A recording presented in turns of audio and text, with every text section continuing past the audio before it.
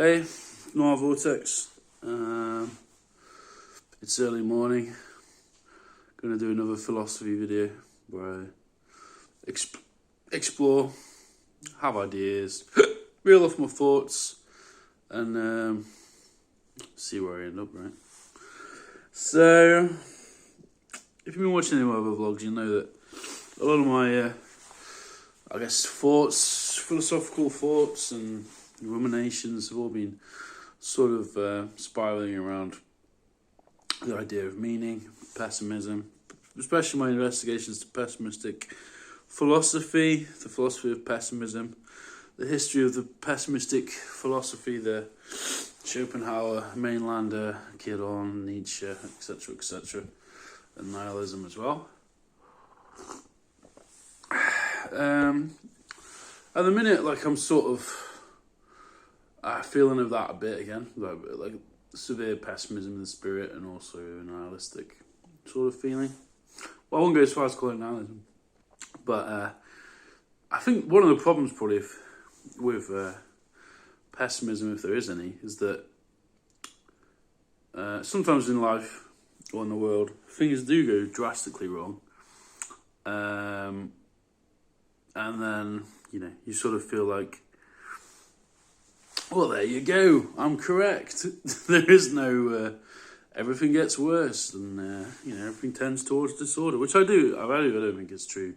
I do think it's true that everything tends towards disorder over a given amount of time. I think that's true. I mean, I think it's almost a scientific principle, really, in a lot of respects. But also, you can become too entrenched in negativity, I think. That's true. I mean, I do it myself, to be fair. Sometimes it's easy to do that, especially if, like me, you have a disorder of mood, and fluctuating moods is just part of your general, one of the general things you have to deal with in existence anyway. But I don't know what I want to talk about exactly. Obviously, the conflict has been weighing heavily on my mind in the Ukraine and the Russian-Ukraine war. That's been weighing very heavily on my mind. But I've almost come to accept now, certainly, that it's completely out of my hands. I have no power to actually affect anything really on that. I have some power, okay, actually no, that's a lie. I have a limited power. But it's the sort of power that can only... It's basically just... there is a large collective effort to help the Ukrainians with aid and refugees and everything, which is good.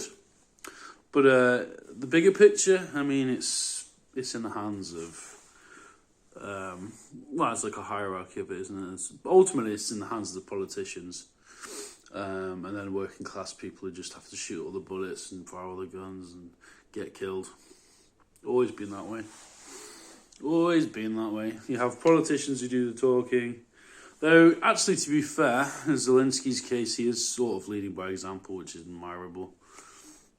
He's not just ran off. He's not scarpered. He's had every opportunity to do that, to run away to a safe spot, and he's not done that. So, respect, to be honest.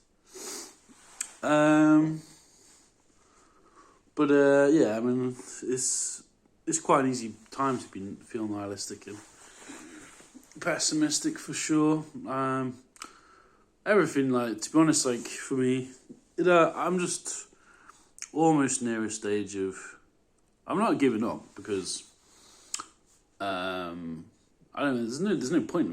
Basically, if you become a self-fulfilling prophecy, if you start really becoming ultimately very pessimistic and nihilistic, surprisingly enough, if you should stop giving a shit about everything.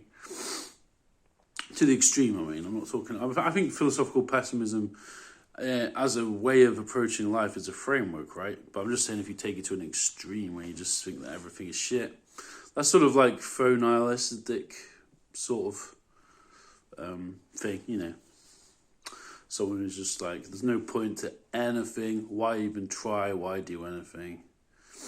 I've been like that before, but you know what you end up doing? You just end up sitting in a room being depressed for several months and not actually doing anything and wasting time, really. And that is literally it. If you do get stuck in the trap of the nihilist of well, fuck it, nothing matters, then nothing does matter, and you actually get more miserable, really. Which is pretty obvious. Philosophical pessimism is more. I do align myself more with that, as in terms of like a philosophical framework for how I live my life. But that's separate from nihilism in its truest sense, because philosophical pessimism, I think, is more of a acceptance as opposed to nihilism, which is actively destructive often. Pessimism isn't destructive, it's just a sort of acceptance that in a lot of ways it's, obviously if you think of Schopenhauer, then it's quite cool that light in it. Then there's the real thing is the will, that's what is driving us all.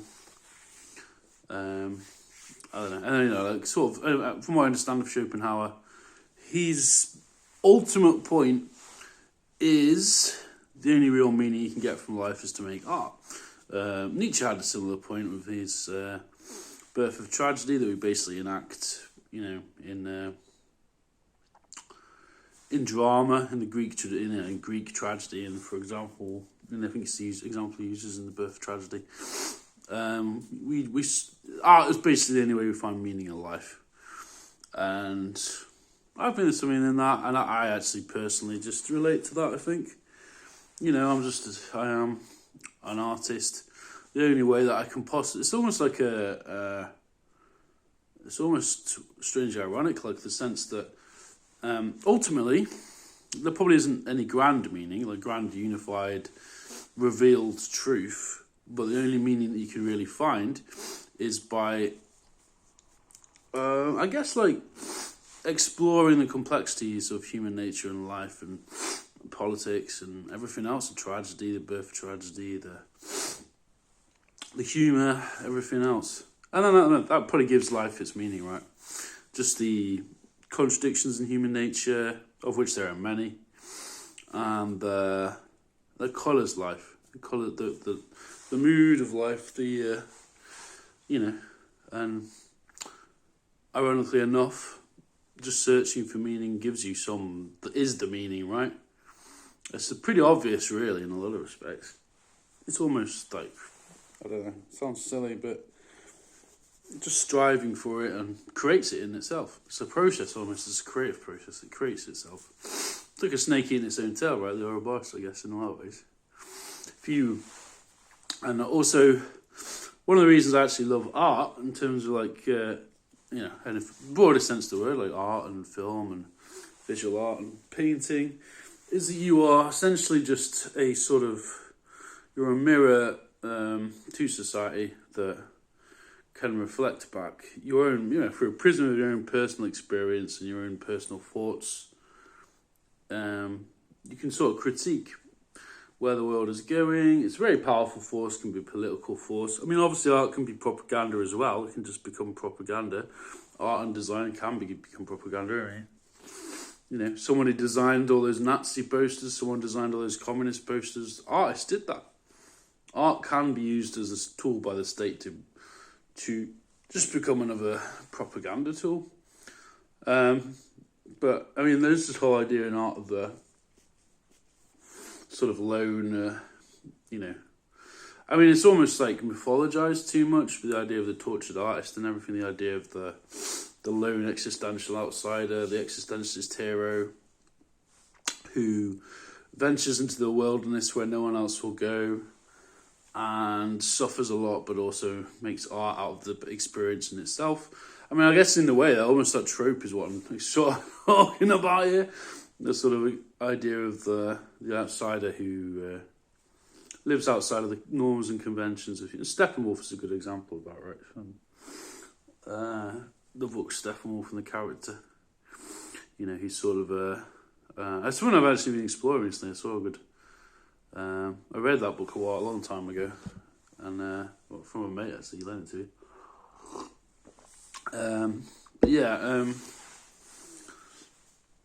I think what the point of this video is, I'm sort of just reeling off a bunch of philosophy. All are just thoughts. I think that's probably interesting. I mean, you just tune in and out as you want, right? So yeah, I feel like I'm sort of grappling around for a new subject at the minute. I'm writing my short stories collection still, which is good, obviously, and it's a good way to explore ideas. But I need a bit more drive with it, I think. I'll probably try and do something a bit in an hour at least. And just, get on with something. I mean, you know, because like we're facing a very difficult situation with the whole Ukraine-Russian war thing. It's pretty dire, potentially. Just, you know, terrible consequences potentially if Putin really pushes it. But like I said, at the start of the video, I'm trying. I mean, literally, I can do nothing about it. The world could end. The world will never end, actually, really. It'll just get burnt a lot and everyone will die, but that's essentially the same thing for us as human beings. Human beings can die, but the Earth will still go around in some form anyway. But, you know, that's extinction, really, splitting hairs. But, none of it's in our hands. None of it's in the hands of normal people who just want to get on with their lives. It's just in the hands of a few wealthy people who have power. You know, that's I'm a pessimist about this, but basically, whenever, you know, power in itself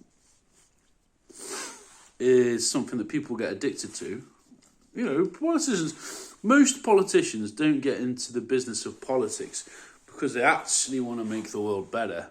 There are some, and we should admire those people and treasure them, but most of them get killed as well if they do that. They get assassinated or... I mean, you only have to open a history book to realise that. You can even argue potentially that Christ was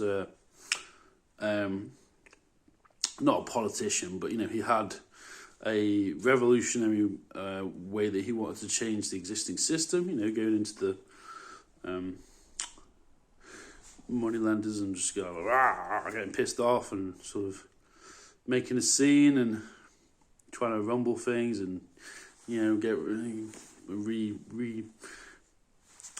but, you know, I don't want to go on to that, but yeah, politicians in general now, these days anyway, certainly, are usually extremely cynical individuals, possibly even sociopathic, and they get there by manipulation, really. It's like, and the real sad part of it, you know, the really, really, really, really sad part of all these people who are trying to get to the top of this pyramid, you know, so that they're ruling or they're in positions of power, is, what's it all for, really? It's for nothing. I mean, yeah, sure, if you wield power, you can have more power. You can have power over people, over things. You've got more access to resources and, you know, sort of, yeah. And you can have some stuff from it materially. You know, in a materialist sense, if someone has power, they get more stuff, they get more money, they get more stuff, really. I mean, well, it's like George Carlin. I reminded me of that George Carlin bit, like, what's so great about having a bunch of stuff? I mean, don't get me wrong, I've got my stuff. I like having a computer, I like having my books, but are any of these things that important, really? And I think this is probably one of the, where our civilization in general has upended itself, is the pursuit of materialism above all things, which is then communicated through the mass media as the ultimate ideal. I mean, Guy Debord talks about this, the society of the spectacle, and Terence McKenna of the dominator culture. But that's it. I mean, and that's where's that brought us? It's brought us to, you know, destruction of our environment, our ecosystem, everything. Like we're just heading somewhere. I think we're going to have I think I've talked about this before. I think everything's going to be very chaotic in the next decade. It's going to be one of the most fluctuatingly difficult decades, I think. Hopefully we can avoid even if we avoid a large-scale war of some sort, which I hope we do. I don't want to be in a bloody war. I don't want to give up. I want to have some hope for something. But even if we avoid that, we've got environmental problems to deal with, which will require world effort, scientific effort around the world, scientific community to come together and start working together. Which they already are, I know, but we're not. We seem to be. I don't know. We're basically I'm going off on one now. Like I said, this is just philosophy video, so I'm just going to reel off everything that comes to my head. If we could, I don't know. Basically, if we just concentrated our efforts away from just constructing weapons and constructing all this military, it's not going to happen though, right? There's a military-industrial complex though. There's a whole complex, a whole industry, multi-billion, if not trillion-dollar industry for the military. And again, let's go into the dominator culture thing. Because the dominator culture wants to continue to be the dominant culture. Dominator culture, if you're not aware of it, is something Terence McKenna talks about in, I think it was Food of the Gods, and probably some other books. Basically, it's just it's a very masculine way of understanding the world. It's about hierarchy, it's about competitiveness, it's about competing. From what I remember from Food of the Gods, he basically talks about how there was this sort of almost matriarchal way of the world being in before, in pre-industrial societies. Well, actually, no, pre hunter-gatherer societies, basically. Obviously, I'd had men who generally go out and be the hunter-gatherer and hunt food for food and subsistence, and then you'd have the women who would just basically nurture and all that. I don't know. I'm really butchering the idea there, basically, but because it's been a long time since I read any of that book. But essentially, dominator culture is just it's very fixated on not too much on interpretation, more on just a concrete way of the world being, of the sort of very it's basically just what we're in, basically, which is sort of techno-feudalist, hellhole, dystopian, capitalist, realist, bollocks world. But the whole problem, and I think even Adam Curtis has talked a lot about this in his films, is we can't imagine anything beyond that. Slavoj Žižek talks about it. What's the actual alternative to that without becoming without you sounding like some crazy loony sort of person who's just imagining utopia? And I don't really know. We're all trapped in this world of simulation, simulacra. We're trapped in this world of just appearances, fakenesses and appearing as a realness, and no real, we're in a hall of mirrors, basically, is what I was saying. We're trapped in the hall of mirrors, and I'm trapped in it just like anybody else is. I'll go on Instagram, I'll go on this, I'll go on that. I'll just waste time on these apps, just getting crap pumped into my head constantly. But it's their attention, they're apps that are designed to hold our attention for a search of so long. Anyway, I've gone on for a long time now. I'm not really saying anything of this. I just want to explore a few ideas and it's like an early morning. It's almost like a sort of therapy, just get all this, which I have as well, actually. But anyway, let's just get all this stuff out of my head so it's just done. And if random strangers on the internet want to watch it, then they can watch it. And I'm unemployed now, so that helps. That was an annoying situation, but I won't go into it here because it's my YouTube channel, but it's fun being a mentally ill artist. Basically. Anyway, I'll leave it at that. And, I don't know what the meaning of any of that was. My nose is itchy. Sorry about that. I just itchy my nose a lot. But, God damn it. I think I've got some sneeze or something. My mate had it the other day, so I think I've got a coy off him. Anyway, in a bit.